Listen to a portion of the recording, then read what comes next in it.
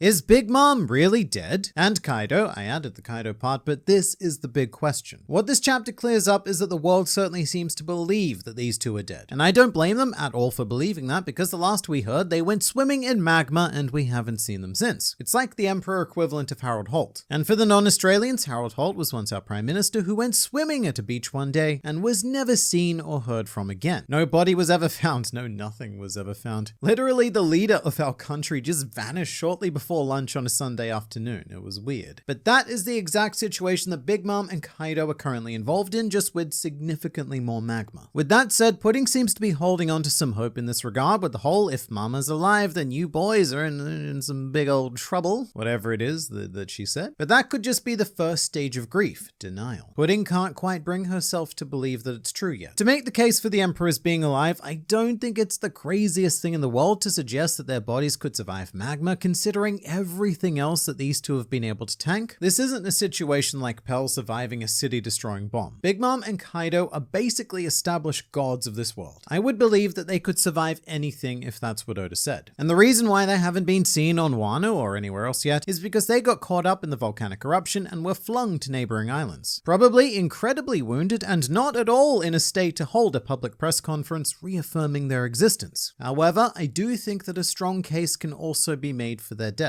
because Big Mom in particular is far more vulnerable than we may remember. In fact, she was once referred to by Capone Gang Beige as a steel blimp. Powerful, yet poppable. During Whole Cake Island, a story was told featuring the Mother Carmel photo, where Lin Lin fell to her knees and ended up scraping them bloody, proving that under the right circumstances, she is just as vulnerable and squishy as you and I. Those circumstances are high psychological distress, meaning that it's possible that Lin Lin's invulnerability is somehow linked to something that she has to either actively or subconsciously control. And she was pretty damn distressed when falling down that there hole, which Oda just had to go and point out in a future chapter. I really did not need a textbook diagram of Big Mom's hole, but here we are. And for Kaido, the most difficult part about dealing with him was penetrating those pesky dragon scales, which luckily, or unluckily for him, he does not have in his base form. And so being knocked unconscious into magma in his weakest possible form, there will just never be a better opportunity to kill him than right now. And maybe that does bring up a moral question, because that would mean that Luffy technically killed his opponent. And that might not be in keeping with Oda's philosophy of how Luffy conducts his pirate business. I mean, he didn't intend to kill Kaido, but he might have anyway. And with stuff like that, you need to think about whether or not that's the message that Oda necessarily wants to send his, 10 to 15-year-old readers, because he does usually err on the more wholesome side of things. But on the other hand, there's also the narrative question of, are the Emperors actually needed in the future of the story? Because if not, then I think this is a fantastic way of removing them and preventing any future problems. One of the big questions I always had whilst the raid was happening was, how are we inevitably going to remove Big Mom and Kaido from the story? Because this is the end of the Four Emperors saga, and they will only be in the way going forward. And they're also not the type of characters that Luffy can simply crush the dreams of and move on. So long as they live, these two are never going to stop being a problem for Luffy. Think about someone like Kaido. He's not just going to lose a fight battle and go, well, that rubber man sure did beat me fair and square. I'd best retire now. Maybe I'll buy a piece of farmland in the south of France, and then grow grapes, which I'll then be able to ferment into wine in order to support my crippling alcoholism, which in and of itself was a result of my broken will and dreams at the hands of a straw-hatted man. There is no way that Kaido does that. He's one of the most prolific losers in the series. He is well used to the events that happened on Wano. This dude lost 7 whole times before fighting Luffy. Literally the embodiment of the old fall down 7 times, get up 8 times mantra. So from a storytelling perspective, I do think that the end of Wano was a great opportunity for Oda to wrap up these Emperors in a neat little package. Just a very easy way of shifting them out of the story so that we can properly focus on the next generation. And something I really don't mind is the ambiguity of the current situation. And this is going to be very much artsy wankery stuff, but sometimes ambiguous endings are better than full stops because they allow the reader or watcher or whatever to interpret the scenario that they prefer. Famous examples are like The Sopranos and Inception. They leave you to answer the question. But here's a strange scenario that I'm not sure we've considered on a grand scale yet. Big Mom does survive, is flung to an another island, but is knocked into a state of permanent amnesia and lives out the rest of her days as Olin. I know that amnesia gets controversial, very controversial, but for me that would be a satisfying way to remove Linlin from the story, but also to keep the hands of our heroes, somewhat clean. Speaking of, we now know that the world widely believes that the owners of those hands, Trafalgar Law and Eustace Kidd, flat out killed Big Mom. And maybe they even include Luffy in that as well, being part of the Alliance, which is gruesome, but cool, because it means that this generation is finally on top and there is no one left on this planet who will be underestimating them. Except for Blackbeard, apparently. That dude, man, that dude. We should also talk about the Zeus effect, which is the thought that since Zeus is still alive, that means that Big Mom cannot be dead. And I'm not entirely sure that I agree with that thought. But before I tell you why, this video is sponsored by Mech Arena, and it's just gotten even more fun because world-famous soccer star Neymar Jr. has stepped onto the battlefield as a limited edition mech pilot that you can get for free just by playing. Neymar boosts your damage from missile and assault weapons, plus he's the only pilot in the game with a special perk of longer and more often mech sprinting. And to get him, you just need to play Mech Arena on 7 different days between October 6th and December 18th. Plus, install Mech Arena on mobile and PC using my personal link or QR code, and you'll get this free starter pack worth $15, an amateur crate, 300 A-coins, and a pulse cannon 4 to kickstart your game. And if you're quick, you can add me to your friends as Grand Line Guy, and we can play matches together on mobile or PC. So do that thing, but for now it's back to you.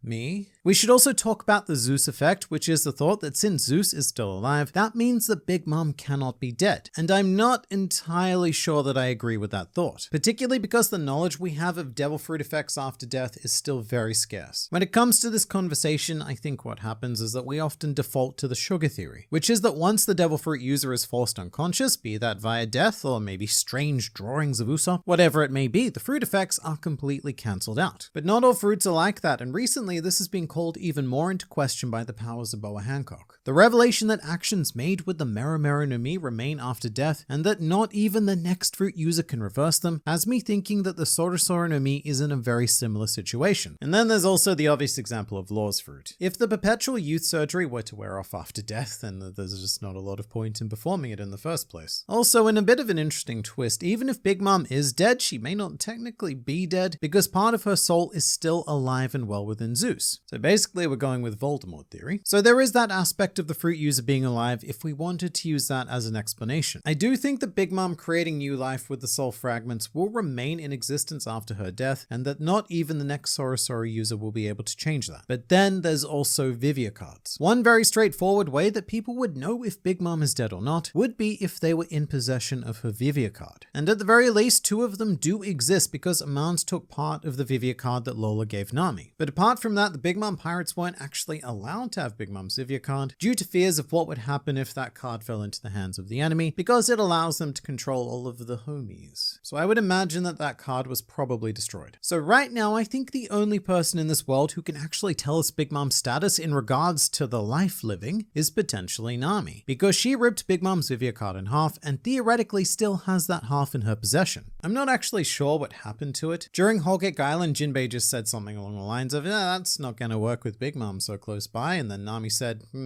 damn. But then I don't think we ever heard about it again, despite the fact that it probably would have been at least somewhat helpful during the raid. The Pudding character development in just one panel is unreal. She is confident, calm, and no longer feeling the need to hide her eye and her true self. Pudding has definitely matured after her experiences of Whole Cake Island. Back in the day, I was a fairly notorious anti-Puddingman. I just couldn't stand her constant flipping between personalities and the gags, they got a bit old for me. However, Pudding's ending was superb, and it made the whole emotionally whiplashy roller coaster worth it. That arc left her both broken and a lot wiser than she was before it, because that's what life is. It's the difficult experiences that force us to grow. And Pudding in this chapter was a completely different person. Pre-Whole Cake Island, she would probably be freaking out and also probably be ashamed that people are looking at her third eye, but I really enjoy her calm nature. And also, look, what's not to be calm about? The Big Mom pirates minus Big Mom are actually a very solid and caring crew. They're not just going to abandon their sister. So Pudding is sitting here knowing that Katakuri and the other 80-something siblings are going to be coming for her. This is like their own personal Enies Lobby. And actually think about it this way. Big Mom isn't around. Perospero also not around, which means that Katakuri is the chief decision maker. And I simply refuse to believe that this wholesome family man would ever abandon any one of his siblings, especially to Blackbeard, a relatively new emperor whose true limits are unknown, and therefore Katakuri may have some hope of defeating. Also, what's the bet that the anime will actually include part of the cover story this time? Because otherwise it is just going to be so jarring to cut to Pudding being caught on the ship with no context whatsoever. So I feel like they might actually show the scene of Kuzan freezing Whole Cake Island and actually capturing her, even if it's only in a flashback to explain how she got here. In general, I just really wish they would animate all of the cover stories though. Katarina and Devon gonna copy Pudding's third eye powers so they don't have to waste time with the real one. Ooh, that's an interesting idea. I kind of like the thought that Blackbeard wouldn't need to find a way to make Pudding cooperate. I suppose it does raise a Devon-related question though. Her mythical Zoan is a nine-tailed fox and based in the realm of trickery. Unlike Bon Clay's Devil Fruit, which mimics bodies perfectly, there may be something a bit more superficial about Devon's powers. In theory, it works though, because if Devon were to say mimic King, then surely she inherits his Lunarian fire powers as well, so why not the properties of the Three-Eyed Tribe? I would argue that it's probably not quite as simple as that though, if only for the fact that Pudding has yet to awaken those vaguely alluded to powers. So at the very least, the Blackbeard pirates are going to need to make that happen before copying her, otherwise Devon, well, she can't really do much. Then it could also get a bit more sinister though, because if that is the case, then after Pudding awakens the ability, there is no real reason to keep Pudding alive. In fact, she would become a liability because she could read the poneglyphs for other people who are not Blackbeard, and Blackbeard does not like people who are not Blackbeard, especially if they're reading poneglyphs. But at the same time, I don't think she'll die because Oda especially does not kill his princess-style characters. However, I am starting to see a potential future where Sanji's first reunion with Pudding is actually Katarina Devon in a sneaky fox-based disguise. What I increasingly love though is that this continues to frame Blackbeard as someone who has actually thought this out. He's not just aimlessly traveling the world hoping to stumble upon all of the answers to find the One Piece. No, instead he has this detailed 20-step plan to becoming the Pirate King, and is turning each of his crew into a Swiss Army knife of Devil Fruit users, each with their own key purpose within this plan. Or not, maybe Blackbeard is just truly winging it and some sort of weird fate is on his side. Whatever the case, I'm much more interested in Kuzan right now. It happened very casually, but this was the first time that he was properly revealed to be a member of Blackbeard's crew, and he has his own master plan at work, which we will be exploring in another video.